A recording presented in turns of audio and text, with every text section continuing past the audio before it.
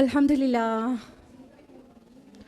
अल्हम्दुलिल्लाहि वहदा वस्सलातु वस्सलामु अला मन ला नबिय्य बअदा वअऊज़ु बिल्लाहि मिनश शैतानिर रजीम बिस्मिल्लाहिर रहमानिर रहीम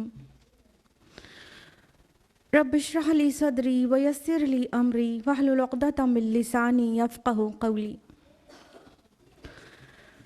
मेरे अज़ीज़ सामियात, दर्स कुरान मजीद में आप सभी का तहे दिल से खैर मक़दम है। अस्सलामु अलैकुम व रहमतुल्लाहि व बरकातुहू। कैसे आप सभी लोग? अल्हम्दुलिल्लाह। अल्लाह ताला आपको अच्छा रखे, बहुत हिफाजत करे आपकी, खुशहाल रखे आपको, दुनिया और आखिरत दोनों में कामयाबी और सरबुलंदी अता करे। आमीन आमीन। जज़ाकल्लाहु खैरा। दर्स कुरान में कौन सी सूरह चल रही है? सूरह मोमिनून। लास्ट वीक हम लोगों ने कहाँ तक किया था? आयत नंबर 11 तक। तो आयत नंबर 11 तक के मजमून जो कुछ है, उम्मीद करते हैं कि आपको रट गया होगा। बहुत इम्पॉर्टेंट आयत, बहुत अहम मौजू जो कि हमें जानना और प्रैक्टिस करना चाहिए वो है। तो लास्ट वीक हम लोगों ने यहाँ तक किया था, तो अब बहुत जल्दी बगैर फर्दर डिले के आयत नंबर 12 ऑनवर्ड्स तफसील से जानेंगे। औज़ु बिल्लाहि मिनश शैतानिर रजीम बिस्मिल्लाहिर रहमानिर रहीम वलक़द ख़लक़नल इंसाना मिन सुलालतिम मिन तीन। हमने पैदा किया इंसान को मिट्टी के खुलासे से। देखिए आयत नंबर 1 से 11 में इंसान की कामयाबी के कोड्स हैं। आयत नंबर 12 में बता दिया गया कि ये जो कामयाब इंसान है, ये सारे के सारे इंसान कैसे पैदा हुए हैं और किन किन मराहिल से गुजरे हैं। तो अब तख्लीक के तमाम मराहिल बयान किए जा रहे हैं कि किस तरह, जिस तरह आप देखते कीचड़ में कमल निकल आता है, उस तरह किस नापाकी से इंसान पैदा हुआ, कितनी हकीर चीज़ से पैदा हुआ, मिट्टी के खुलासे से, और वो मुख्तलिफ़ तख्लीकी मराहिल से गुज़रता हुआ वो कामयाब होने वालों में किस तरह हो जाता है। तो फरमाया कि इंसान को मिट्टी के खुलासे से पैदा किया। मिट्टी का खुलासा किसको कह रहा है? 3 मीन्स मिट्टी होती है और सुलाला लफ्ज़ आया है। सुलाला खुलासे के जो हम खुलासा वर्ड इस्तेमाल कर रहे हैं वो सल्ला यसुल्लु से है। सल्ला यसुल्ला का माना होता है न्याम से तलवार को बाहर निकालना, और वो तलवार जो न्याम से बाहर आ जाती है वो मसलूल कहलाती है। तो सल्ला यसुल्लु का एक्चुअली माना होता है किसी चीज़ का अर्क, किसी चीज़ का जुज़ एक्सट्रैक्ट, कशीद करना। तो सुलालत मिन तीन कहा गया कि मिट्टी के एक्सट्रैक्ट से, मिट्टी के जुज़ से, क्या कहना चाहिए, जौहर से, उसके मग़ज़ से इंसान को पैदा किया है अल्लाह ताला ने। इसका एक मतलब तो ये हुआ कि जो हमारे जद अमजद हैं, जो हमारे सबसे पहले फोरमोस्ट फादर हैं आदम अलैहिस्सलाम हैं, उनको अल्लाह ताला ने मिट्टी से पैदा फरमाया था। 3 भी लफ्ज़ इस्तेमाल हुआ है उसके लिए, मिट्टी के लिए, और 3 लाजिब और हमारी मसनून, ये सभी अल्फाज आए हैं। तो अल्लाह ताला ने गारे से, मिट्टी से आदम अलैहिस्सलाम की तख्लीक की थी। तो नस्ल जो चली आदम अलैहिस्सलाम की, वो सारी की सारी यही तो माना जाएगा कि वो सब, उनकी बुनियाद मिट्टी से है। सब के सब मिट्टी के उसका जो जौहर है, जो एक्सट्रैक्ट है, उससे पैदा शुदा है। दूसरी बात ये भी कह सकते हैं, इस तरह भी इसको समझ सकते हैं कि मिट्टी से पैदा होने का मतलब क्या है। ये जो हमारी बॉडी है, बनी है जो, वो किस चीज़ के, हमारी खुराक से वो बिल्डअप होती है। और हमारी खुराक कहाँ से आती है? मिट्टी से। अगर कोई कहे हम तो गोश्त खा कर आए हैं घर से आज लंच में, हाँ, बकरी तो मिट्टी तो नहीं थी बकरी, तो उसका चारा कहाँ से आया है? वो भी मिट्टी से। यानी थोड़ा इनडायरेक्ट में आपने लिया है खुराक, लेकिन सबकी खुराक जो है, जो सबका नरिशमेंट है बॉडी का, वो मिट्टी से ही आता है। तो इंसान के जिस्म में, मर्द और औरत के जिस्म में जो स्पर्मेटोज़ोन और ओवम का फॉर्मेशन होता है, वो कहाँ से हो रहा है? बॉडी बिल्ड हो रही है उसी मिट्टी से, और उसी से उसका स्पर्म्स और ओवम का फॉर्मेशन हो रहा है। तो इस तरह इंसान मिट्टी से पैदा किया गया है। तख्लीकी मरहले में सबसे पहले मिट्टी का जिक्र किया गया। इंसान याद कर ले कि हमारे असल क्या हैं। फिर वो बड़ा होने के बाद अकड़ता है, तकब्बुर करता है, बड़ी अनाज आती है उसके अंदर। पैदा किससे हुआ? मिट्टी से। हकीर मिट्टी से पैदा हुआ है। इंसान अपनी तख्लीक को भी याद रखे ना तो वो तकब्बुर नहीं करेगा। तो अल्लाह ताला ने इंसान को एक्चुअली मिट्टी के जौहर से पैदा किया है। आयत नंबर 13 में फरमाया सुम्मा जअलनाहु नुतफतन फी क़रारिन मकीन। फिर हमने उस बूंद की शक्ल में उसको एक बूंद की शक्ल में एक महफूज ठिकाने में रखा। यहाँ पर मदर्स वूम को क़रारिन मकीन कहा गया है, यानी वो जो नुतफ़ा है वो जो मर्द के बॉडी में पैदा हुआ था, फिर वो औरत के जिस्म में पहुंचता है और कहाँ पर करार पाता है? यूट्रस में। तो यूट्रस को क़रारुन मकीन कहा गया है क्योंकि यूट्रस बहुत स्ट्रांग होता है। जब बेबी यूट्रस में परवरिश पा रहा होता है तो बहुत प्रोटेक्टेड होता है। और ये बात अब बिल्कुल वाज़ेह हो चुकी है। By weight the uterus is the strongest muscle in the body. Uterus, yes, jaw muscles कहा जाता था ना, वो पुरानी बात हो गई। रिसेंट साइंसेस बताती हैं कि सबसे स्ट्रॉन्ग मसल्स यूट्रस की होती है। और आप देखिए कि अभी तो 2-3 पे ही बस करते हैं लोग यूट्रस के इस्तेमाल को, वरना पहले 8-8, 10-10, 12-12, 18-18 बच्चों की माँ को देखा है मैंने। 18, एक मदर्स वूम से 18। हाँ, तो कितना मजबूत होता है वो ऑर्गन, सोचिए।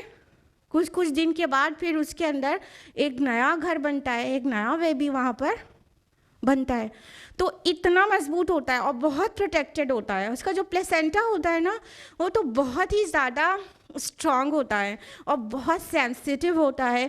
क्या चीज़ को अंदर जाने देना है, क्या चीज़ को अंदर नहीं जाने देना है, जो ट्यूब होती है मदर से जुड़ी हुई। तो जो प्लेसेंटा भी बहुत स्ट्रांग होता है और पूरा यूट्रस बहुत स्ट्रांग होता है। उसकी muscles strongest muscles of the body होती हैं। तो अल्लाह ताला ने फरमाया कि कहाँ से पैदा किया था? मिट्टी से। फिर जो तख्लीक, जब वो अपनी असल में ख़ुद से तख्लीक हुआ, जब वो तख्लीकी मराहिल उसके शुरू हुए, वो मदर्स वूम से शुरू होते हैं ना। जब हम पैदा होते हैं तब से थोड़ी नहीं, थोड़ा 9 महीना पीछे चले जाएं, तब वहाँ से तख्लीकी मरहला शुरू होता है। तो वो मदर्स वूम में बहुत ज़्यादा प्रोटेक्टेड था, क़रारे मकीन में था, वेल प्रोटेक्टेड प्लेस में था। तो अल्लाह ताला ने उसको इतना प्रोटेक्टेड बनाया। तो उसकी मसल्स यूट्रस की ना सिर्फ इतनी स्ट्रांग होती है बल्कि उसके ऊपर एब्डोमिनल वॉल भी होती है इतनी थिक, तो मज़ीद प्रोटेक्टेड रहता है। बहुत मुश्किल से बहुत बड़ा हर्ट होता है तब जाके हमल साक़ित होता है। ऐसे नॉर्मल चोट और झटके से हमल साक़ित नहीं होता, बहुत प्रोटेक्टेड होता है यूट्रस। तो अल्लाह ताला ने फरमाया कि फिर कहाँ उसको महफूज किया? मदर्स वूम में। फिर आयत नंबर 14, ये एम्ब्रियोलॉजी के मुतालिक जो आयत है कुरान में, बहुत सारी और भी हैं, लेकिन ये क्लाइमेक्स है। बहुत तफसील से तख्लीकी मरहले बयान किए गए हैं, ज़रा सुनते जाइएगा और आज तो आप देखेंगे भी, देखते जाइएगा, फिर आप सोचिएगा कि हमारा रब कितना बड़ा कारीगर है और किस तरह से बनाया। सुनिए आयत नंबर 14, सुम्मा खलक़ना नुत्फ़ता अलक़ा, फिर हमने उस नुत्फ़े को अलक़ा की शक्ल दी। फ़ख़लक़ना अलक़ता मुद्ग़ा, फिर अलक़ा को हमने गोश्त का लोथड़ा बनाया, यानी मुद्ग़ा बनाया। फ़ख़लक़ना मुद्ग़ता इज़ामा, फिर हमने गोश्त के उस लोथड़े के अंदर हड्डियाँ पैदा की। फ़कसौना इज़ामा लहमा, फिर उस गोश्त के फिर हड्डियों के ऊपर गोश्त का कवर चढ़ाया। सुम्मा अंशअनाहु ख़ल्क़न आख़र, फिर हमने उसे एक और ही तख्लीक में उठा दिया। फ़तबारकल्लाहु अहसनुल खालिकीन, बस बड़ा बाबरकत है अल्लाह तमाम तख्लीक करने वालों से बेहतरीन तख्लीक करने वाला।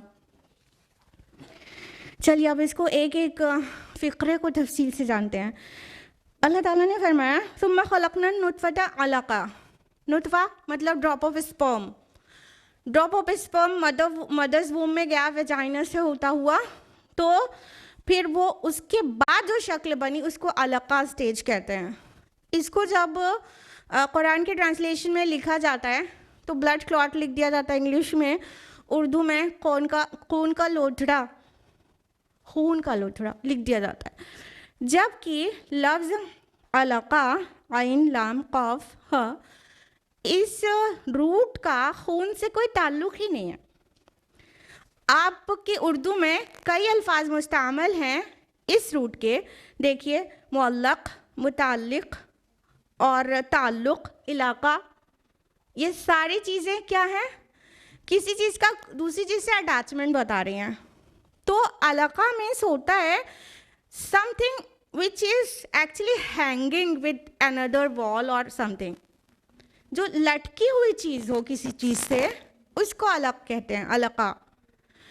तो एक्चुअली इसको खून का जमा हुआ खून जो ट्रांसलेट कर दिया जाता है वो इस वजह से कि कुरान नाजिल हुआ है 1450 साल पहले, और उसके बाद जब इसका ट्रांसलेशन हुआ है तब तक भी एम्ब्रियोलॉजी एडवांस नहीं हुई थी, माइक्रोस्कोप्स आए नहीं थे, अल्ट्रासोनोलॉजी आई नहीं थी।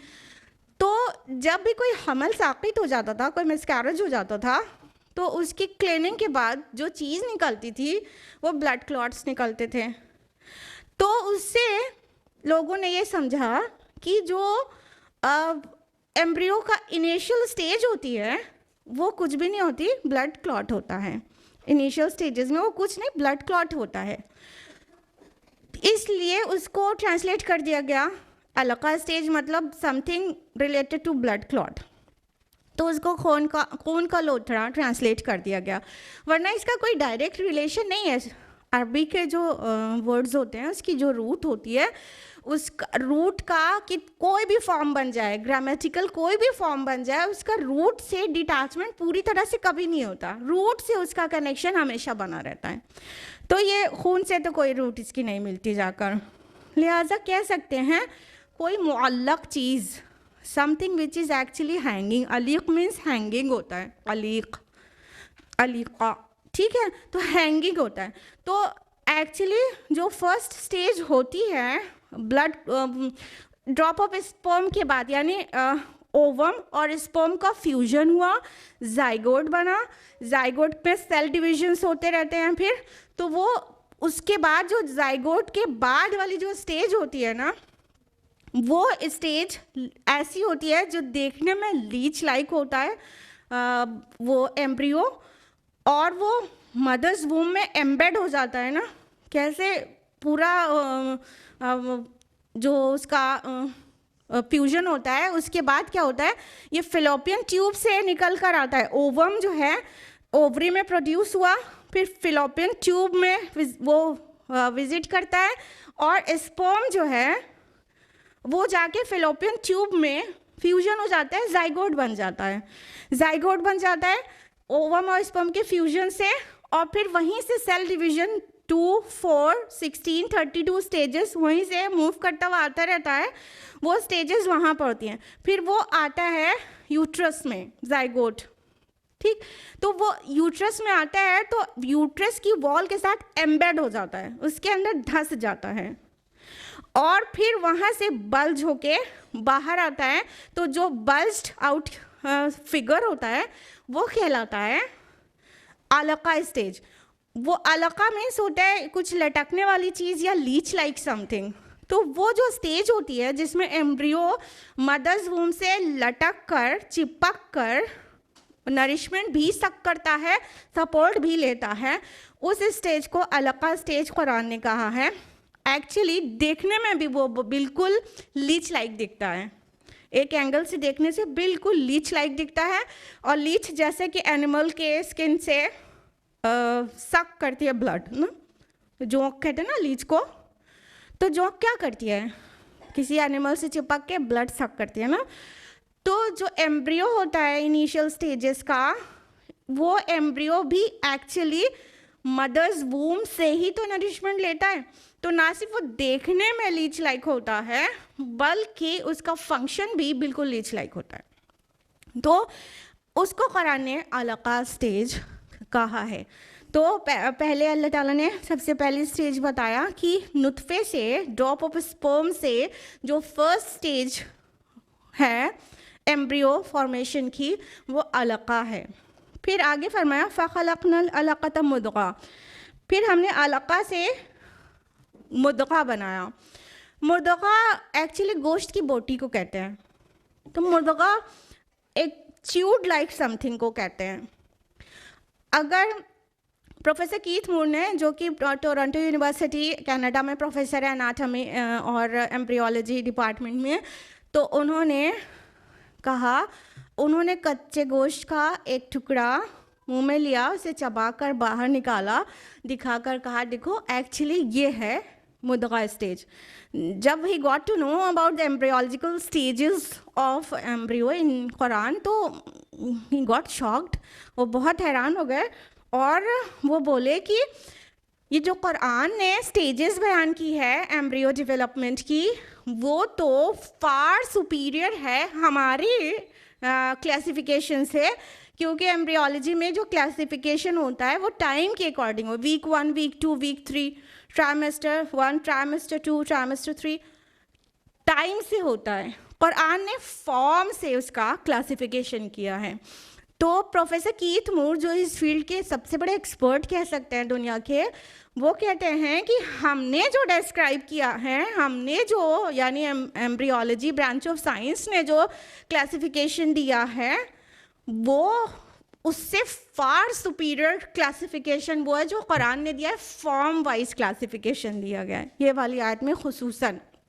तो उन्होंने मुद्ग़ा स्टेज दिखाने के लिए गोश्त की बोटी को चबाया और निकाल कर दिखाया, बोला देखो ये है मुद्ग़ा स्टेज।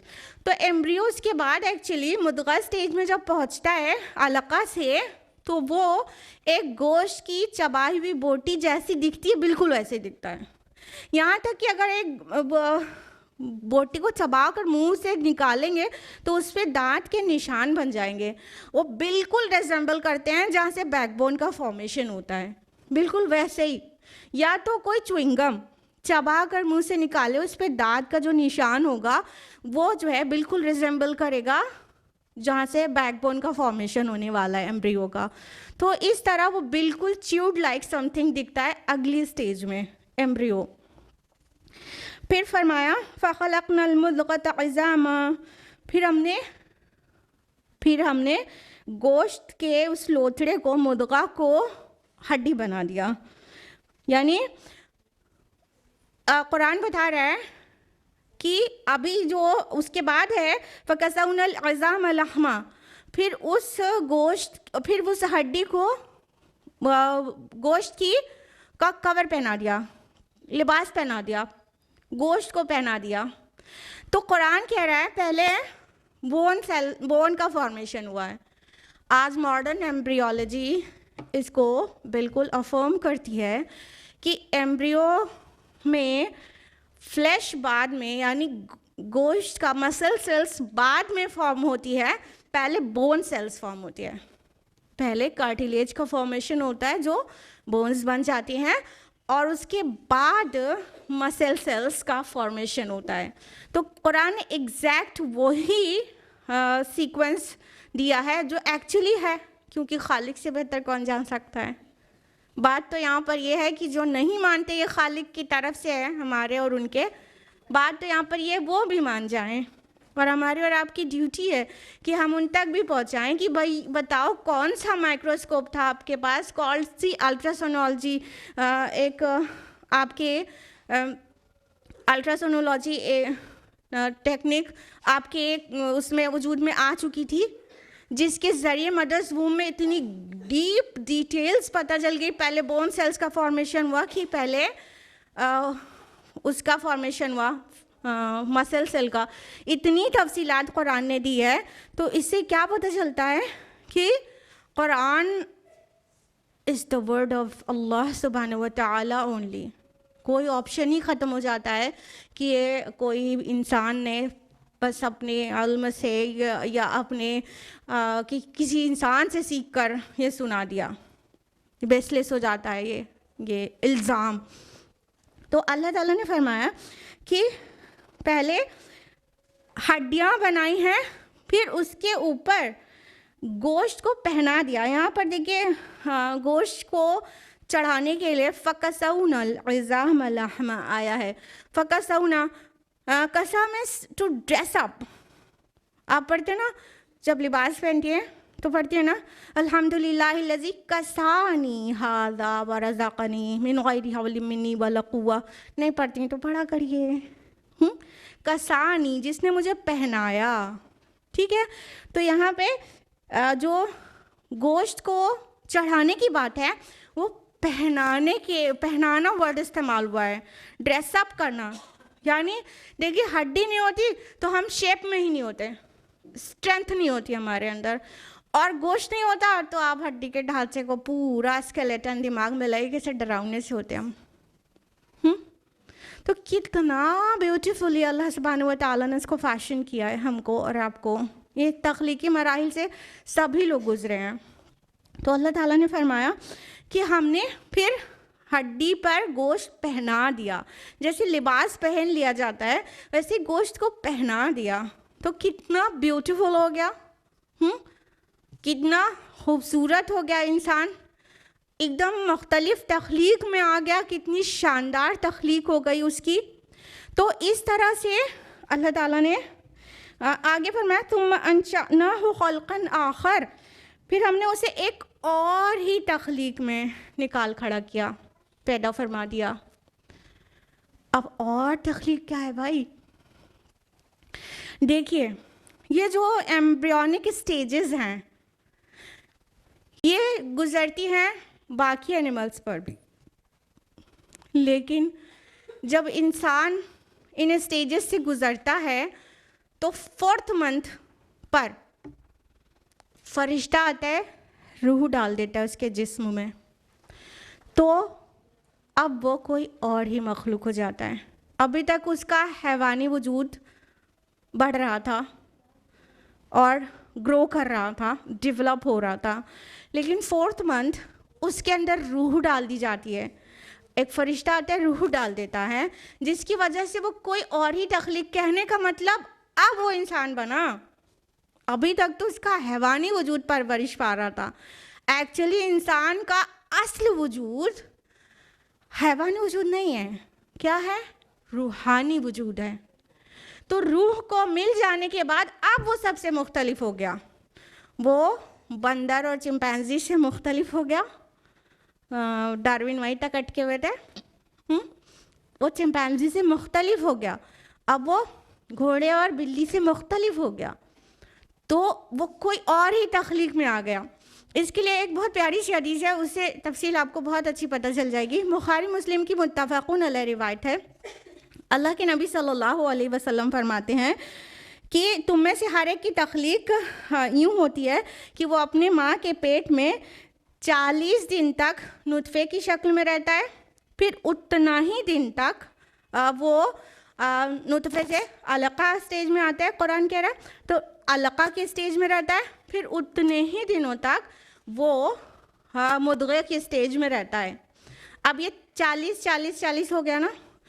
फिर अल्लाह के रसूल सल्लल्लाहु अलैहि वसल्लम फरमाते हैं कि उसके बाद एक फ़रिश्ता आता है जो उसके अंदर रूह डाल देता है, और फिर वो फ़रिश्ता जब रूह फूंक देता है तो 40 + 40 + 40 = 120, मतलब 4 मंथ्स।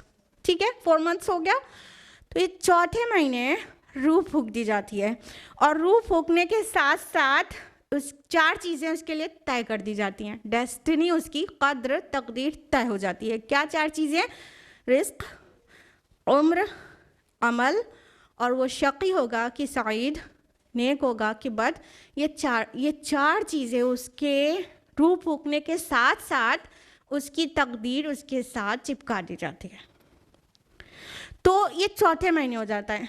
लेकिन अगर कोई समझ रहा हो कि मतलब हदीस ये कह रही है कि 4 महीने के बाद इंसान ज़िंदा होता है, रूह को अगर जान से कंफ्यूज करेंगे तो लगेगा 4 महीने के बाद जान आती है और 4 महीने के पहले बेजान होता है। तो ये कहा ही नहीं जा रहा है।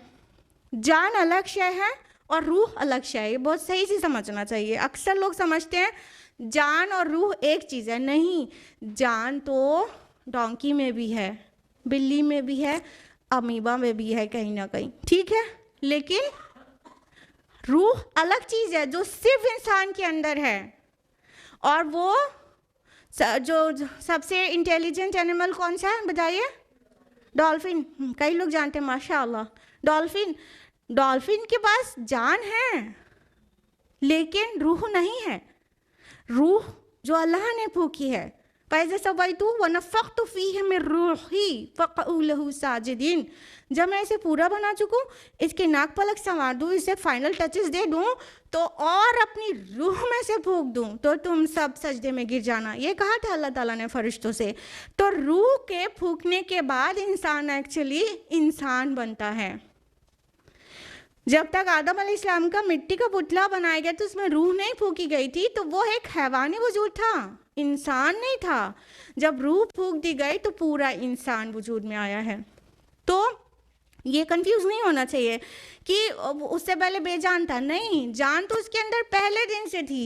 जो स्पर्म है, जो ओवम है, वो भी लिविंग है और उनका फ्यूजन हुआ, जाइगोट भी लिविंग स्टेज में है, फिर अलका स्टेज में आया, मुदगा स्टेज में आया, फिर इज़ामा लहमा, हड्डी गोश्त सब कुछ किया गया उसके साथ, सब वो सारा उसके अंदर जान थी, लेकिन 4th मंथ तक रूह नहीं थी।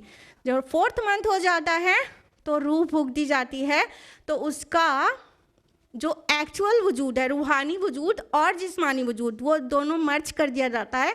अब 4थे महीने के बाद वो एक इंसान है, उसके पहले सिर्फ इंसान का एक हैवानी वजूद था।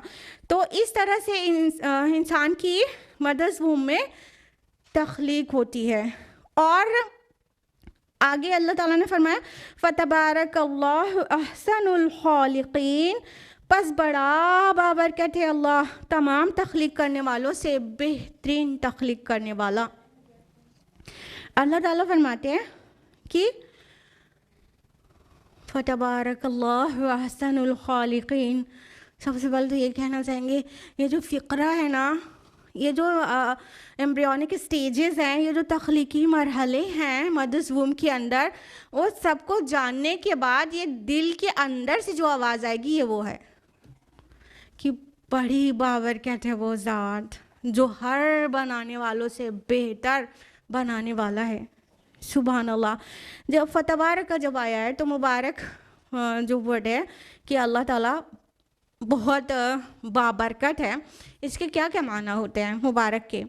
एक तो मुक़द्दस और मुनज़्ज़ा, दूसरा बेइंतहा खैर व भलाई समेटे हुए ज़ात कोई, ठीक है, उसको मुबारक कहते हैं। तो अल्लाह ताला इस बात से मुनज़्ज़ा है, मुबर्रा है कि उसका खुदाई में कोई शरीक हो, इस शान से कोई इंसान की तख्लीक कर दे, सुभान अल्लाह।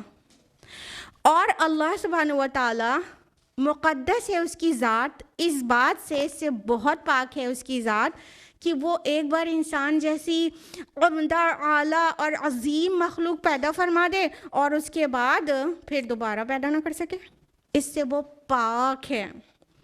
और उसकी ज़ात बहुत ज़्यादा खैर व भलाई समेटे हुए है कि तुमने बहुत गलत अंदाज़ा किया कि उसके कमालात एक बार इंसान को बना देने के बाद ख़त्म हो गए, अब वो कभी नहीं बना पाएगा, अब दोबारा उसकी तख्लीक नहीं कर सकता, क्योंकि आगे जो आयत आएंगी तो उससे इसका मकसद पता चलेगा कि एम्ब्रियोनिक स्टेजेस क्यों कर बयान की जा रही हैं, ताकि आखिरत पर तुमको ईमान की दावत दी जा सके कि तुम मर जाओगे, दोबारा उठाए जाओगे। इट्स सो इजी फॉर अल्लाह सुब्हानहू व तआला, जो ज़ात ये सब कर सकती है एक सिंगल सेल से, उसके फिर फ्यूजन से जाइगोट जो बनता है, इतना मल्टी ऑर्गन सिस्टम के साथ, रूह के साथ एक इंसान पैदा फरमा देना, जो ज़ात ये कर सकती है, उसके लिए क्या मुश्किल है। अभी वो आगे पता चलेगा मकसद।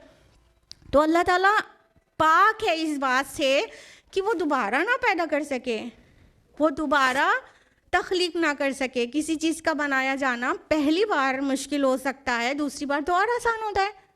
तो कैसे इंसान इस बात से इनकार करता है कि जो मिट्टी और चूरा चूरा हो जाएगा तो दोबारा उठा के खड़ा किया जाएगा, कैसे इस बात से इनकार करता है। तो अल्लाह ताला ने इंसान को मदर्स वूम में इस शान के साथ पैदा किया है, इस शान के साथ पैदा किया है कि इंसान के लिए अगर उस पर गौर कर ले तो एक तो उसके लिए बहुत आसान हो जाए आखिरत पर ईमान लाना, दूसरा कि अल्लाह की काफ़ी हद तक उसे मारिफत हासिल हो जाए कि वो जो कारीगर ज़ात है, वो जो तख्लीक करने वाली ज़ात है, वो क्या ही खूब है।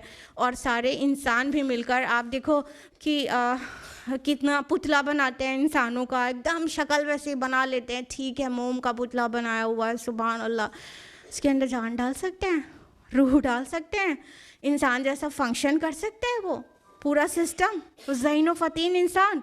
और जब कहा जा रहा है कि और ही मखलूक उसको बनाकर खड़ा कर दिया, तो वो और मखलूक बना सकते हैं, वो खाली पुतला बना सकते हैं। सारी इंसानियत मिलके, तमाम इंसान और जिन मिलकर पुतला ही बना सकते हैं, बस उसके आगे का उनसे बिल्कुल वो आजिज़ हैं उसके आगे की तख्लीक करने में। कि अल्लाह ताला ने कितना खूबसूरत, कितना और ही तख्लीक में उसको खड़ा कर दिया। जब एम्ब्रियोनिक स्टेजेस थी उसमें शक्ल उसकी बाज़ टाइम पर ऐसी होती है डरावनी सी, लेकिन बाद में कितना ब्यूटीफुल बेबी रिसीव होता है। तो ये अल्लाह ताला की ज़ात है, अल्लाह ताला की ज़ात है कि वो ऐसे मरहले से गुजार के कोई और ही मखलूक बना देता है। मतलब जब और मखलूक, एक तो ये कि उसके अंदर रूह डाल दी तो ऑल टुगेदर डिफरेंट हो गया, दूसरी बात ये कि वो कैसा डरावना और कैसा मतलब एक अनप्लेजेंट टाइप उसका फॉर्म था, उससे कितना ब्यूटीफुल बेबी बन गया। और फिर वो पैदा होता है और वो ज़हीन और फ़तीन बनता है और डॉक्टर इंजीनियर, उसके अंदर अब मैथमेटिक्स और साइंस को समझने का पूरा अक्ल है, फिर वो फ़िलोसोफ़र भी बन सकता है। तो फ़िलोसफी और साइकोलॉजी को समझना, इतना अक्लमंद होना, सुभान अल्लाह, इतनी ताकत होना उसके अंदर, ये सब कुछ कैसे तख्लीकी मरहले से गुज़र के आया था। नुत्फ़े से बना था, मिट्टी से बना था और कुछ और ही बन गया। सुभान अल्लाह, क्या बन गया पूरी दुनिया में, मतलब दुनिया और नॉन वर्ल्ड इवन कह सकते हैं, यूनिवर्स, नॉन यूनिवर्स में इंसान जैसी तख्लीक कोई दूसरी नहीं है। उसके पास अक्ल है, उसके पास हिकमत है, उसके पास पावर ऑफ स्पीच है, उसके पास समात है, बसारत है, सबसे अलग कोई और ही तख्लीक बन के खड़ा हो गया। तो हाँ, ये गौर करना चाहिए कि ये सब कुछ किसने कर दिया। पता है एम्ब्रियोनिक स्टेजेस को अगर डिटेल में डिस्क्राइब किया जाए then it will take hours and hours and hours and I think days and days भी कहें तो कुछ गलत नहीं होगा। किस किस तरह से फॉर्मेशन होता है एम्ब्रियो का, अभी आप लोगों को एक इंशाल्लाह वीडियो पे दिखाने जा रहे हैं, तो उससे फर्दर आपको समझ में आ जाएगा। लेकिन जो कुछ मेरी नॉलेज जहाँ तक है वो उसके ऊपर थोड़ा हम आप मेंशन करें, थोड़ा गौर करिएगा किस किस तरह से इंसान की तख्लीक होती है। जब ओवम ओवरी से रिलीज़ होकर फ़िलोपियन ट्यूब से गुज़रता हुआ आता है तो इस तरह से वो पास होता है जैसे समझ लीजिए कि बहुत सारे इंसान खड़े हों और बहुत महफूज चीज़ को हाथ में लेके दूसरे के हाथ में हिफाजत से पकड़ा रहे हों।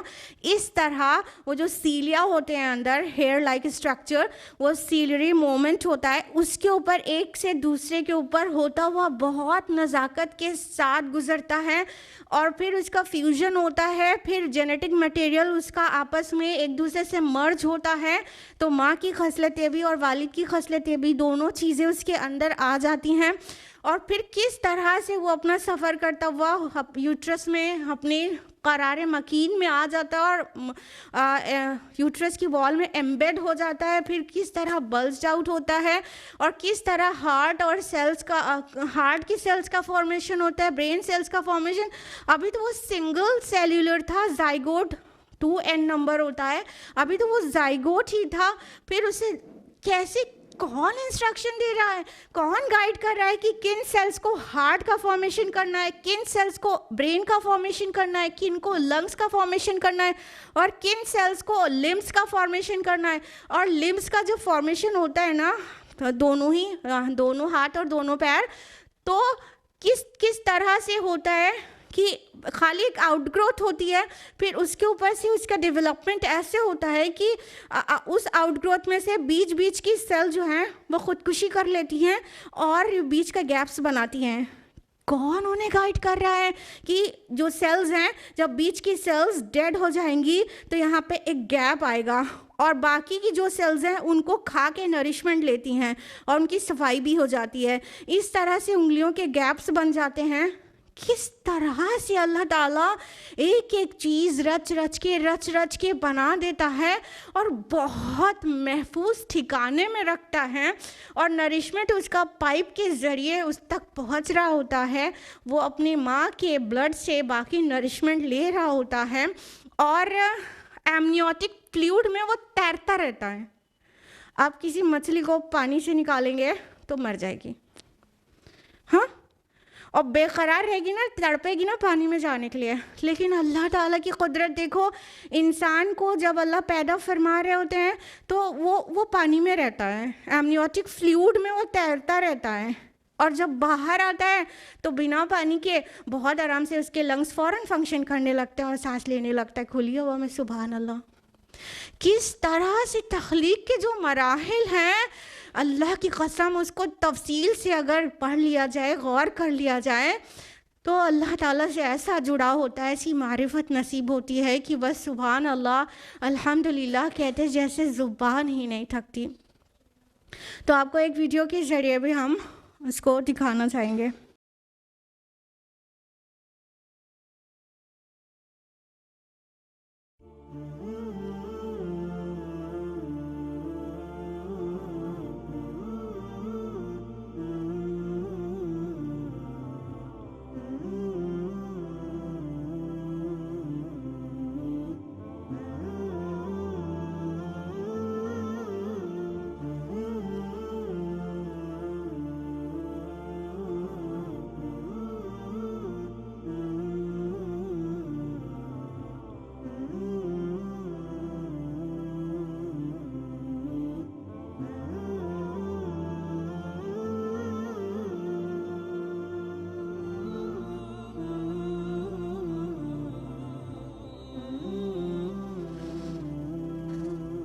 देखिए पूरे स्पर्म की जर्नी है, बस देखते रहिएगा।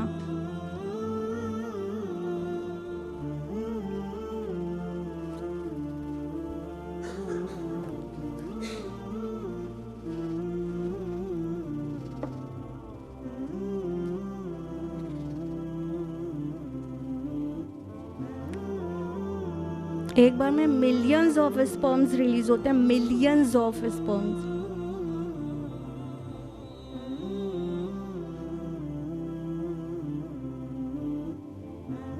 और उसमें से सिर्फ एक का चुनाव होता है। देखिए कैसे मिशन के एतबार से एक अपनी करेक्ट डायरेक्शन में चलते चले जा रहे हैं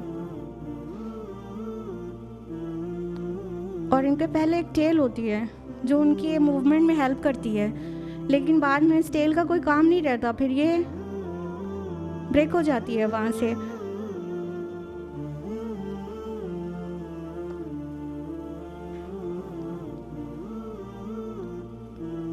ये सीलिया देख रहे हैं, सीलिया मूवमेंट में हेल्प कर रहे हैं। सीलिया उसको कहते हैं जो हेयर लाइक आपको स्ट्रक्चर्स दिख रहे हैं।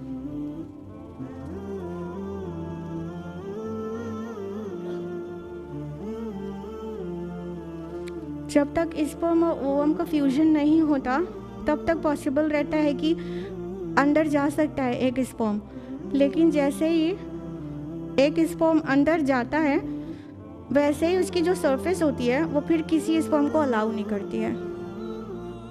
बहुत कम केसेस में ट्विंस होते हैं ना।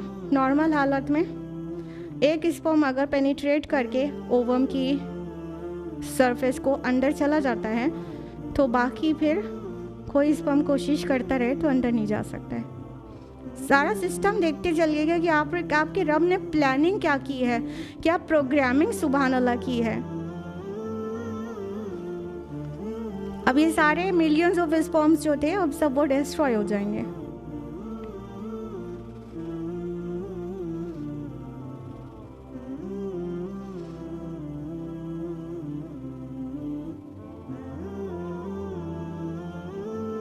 अब ये जेनेटिक मटेरियल वहाँ से निकलकर ओवम के जेनेटिक मटेरियल के साथ फ्यूज कर जाएगा।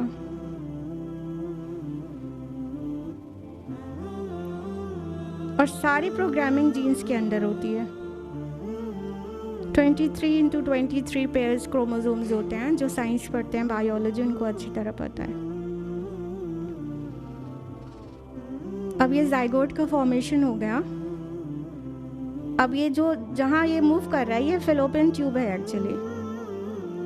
अब ये फिलोपियन ट्यूब में ही अपनी जर्नी में ही सिंगल सेल से डबल, फिर 4, फिर 8, फिर 16, 32 तक डिवाइड होता रहेगा, इससे पहले कि यूट्रस में पहुँचे।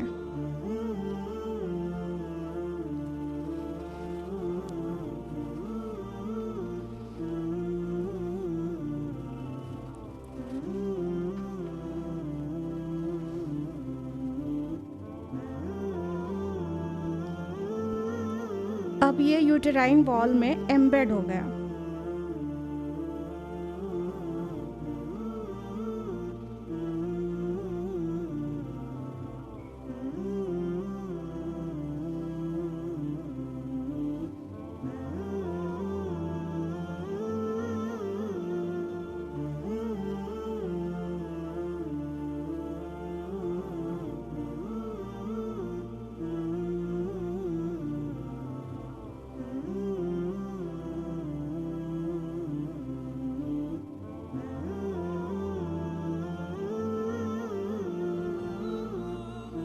ये एक आउटग्रोथ की तरह मदर्स वूम से हैंग कर जाता है।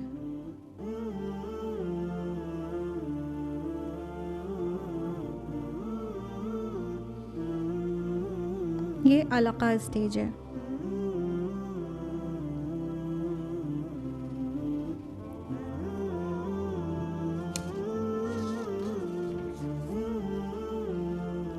देखिए लीच लाइक दिख रहा है ना।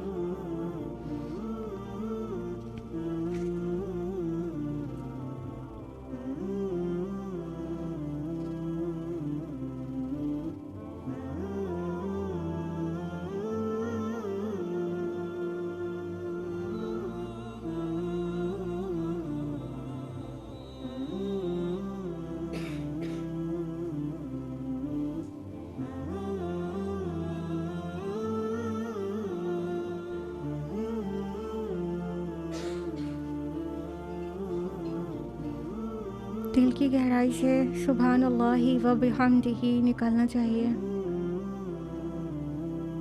और हम में से कोई भी ऐसा नहीं है जो इन मराइल से गुजरे बगैर यहाँ पे आके कुर्सी पर बैठ गया। हम सब इन स्टेजेस से बिल्कुल गुजरे हैं, तब निकले हैं माँ के पेट से।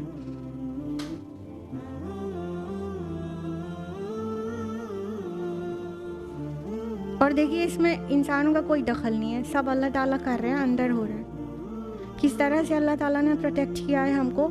और जब दुनिया में आने के बाद अल्लाह ताला हमें तरीका बताते कि अपने को प्रोटेक्ट करो जहन्नम की आग से, तो हम नहीं करते हैं। अल्लाह ने कैसा प्रोटेक्टेड रखा है हमको मदर्स वूम में, उसके बाद हमको जिम्मेदारी दे दी अपना प्रोटेक्शन हम खुद करें। जब शौर वाले हो गए तो हम अपने को आग से बचाने का कोई प्रोटेक्शन नहीं करते।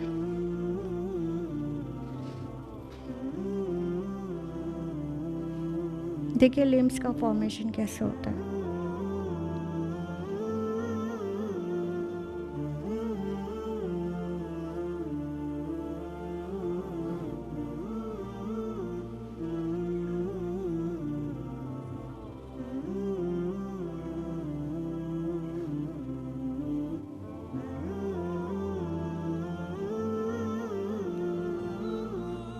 ये सब शुरू के वीक्स की स्टेजेस हैं। फ्यू वीक्स में इतना कुछ हो जाता है। 4 मंथ्स में तो एक छोटा सा बेबी बन चुका रहता है।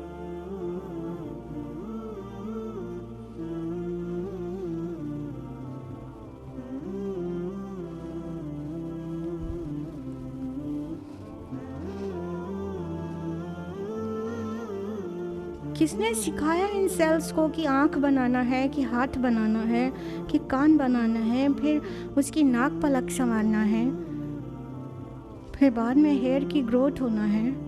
किसने सिखाया? किसने प्रोग्रामिंग किया है? क्या उस प्रोग्रामर के आगे हमें 5 बार सजदा करना मुश्किल है?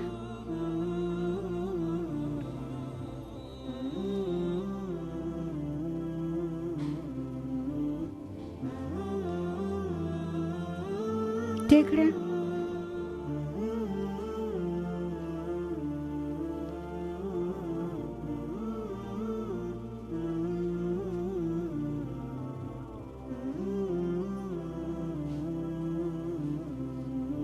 फिर पलकें बन जाती हैं।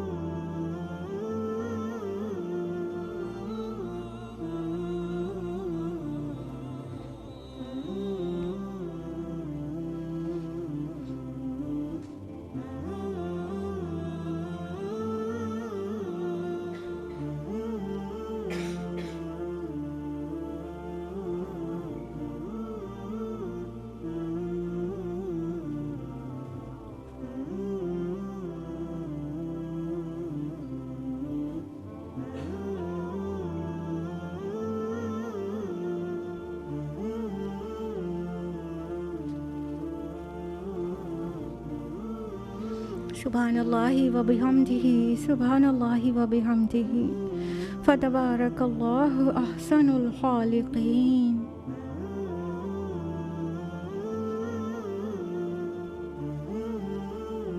ठीक है, अब उसकी सारी नर्व सेल्स का फॉर्मेशन हो गया। अब उसे फील होना शुरू हो जाता है। फिर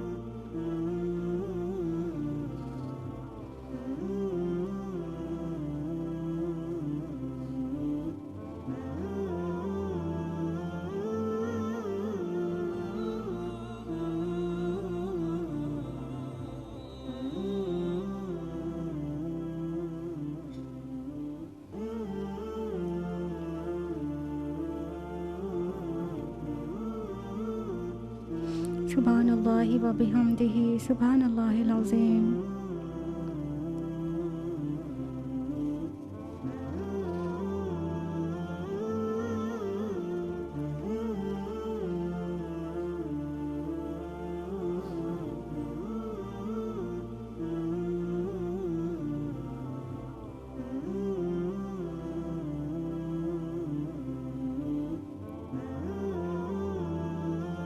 जब वेन्स का फॉर्मेशन होता है तो इतनी पतली नालियाँ जिसमें खून की दौरान होनी है वो इतना मल्टीप्लाइड होती है, इतना ज़्यादा डाइवर्सिफाइड होती हैं कि उसको स्ट्रेच आउट कर दिया जाए तो पूरे ग्लोब पर, जी हाँ पूरी अर्थ पर एक चक्कर लगा लें और उसके बाद बल्कि 1.5 चक्कर लगा लें। जो अर्थ का सर्कमफेरेंस है उसका 1.5 चक्कर लगा लें। इतनी ब्लड की जो वेन्स होती हैं तो सारी पतली और मोटी सब मिला कर स्ट्रेच कर दिया जाए तो फिर इतनी लंबी होती है। और किस शान से इसका फॉर्मेशन होता है। कुछ पे करते हैं अल्लाह ताला को अपने लिए बेबी बनवाने के लिए? 5 वक्त नमाज़ें पढ़ना मुहाल रहता है, सर्दी में ब्लैंकेट के अंदर हो जाते हैं। फज्र सलात छूट जाती है। किस शान से अल्लाह ताला ने ख़ुद को हमको बनाया, फिर हम लोगों को औलाद देता है अल्लाह ताला।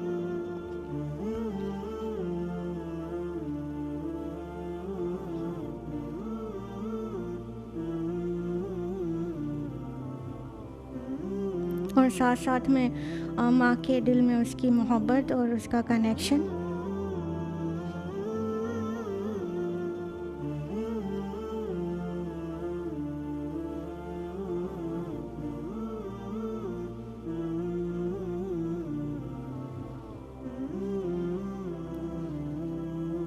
अब उसके जेनेटिक मटेरियल पूरा फॉर्म हो जाता है।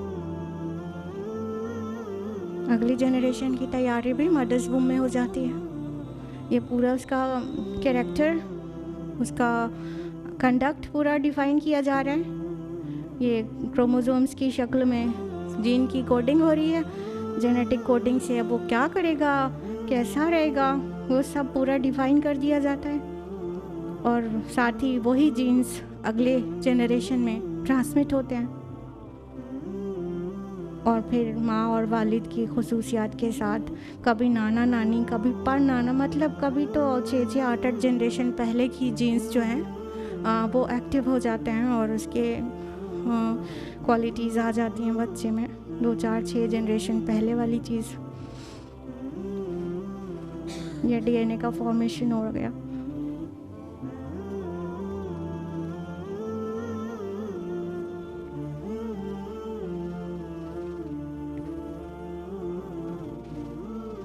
कितने पेयर्स होते हैं क्रोमोसोम्स के ह्यूमन में? 23।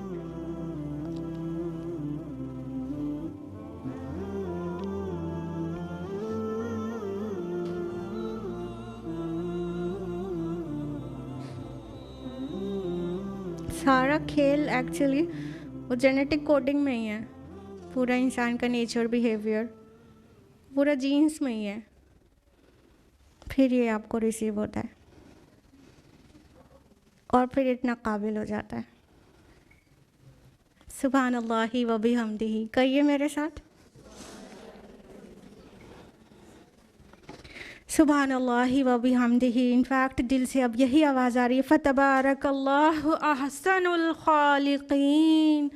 बस बड़ी बाबरकत है वो ज़ात जो तमाम बनाने वालों से बेहतर बनाने वाला है कोई? दुनिया के सारे साइंटिस्ट मिलकर एक तख्लीक कर सकते,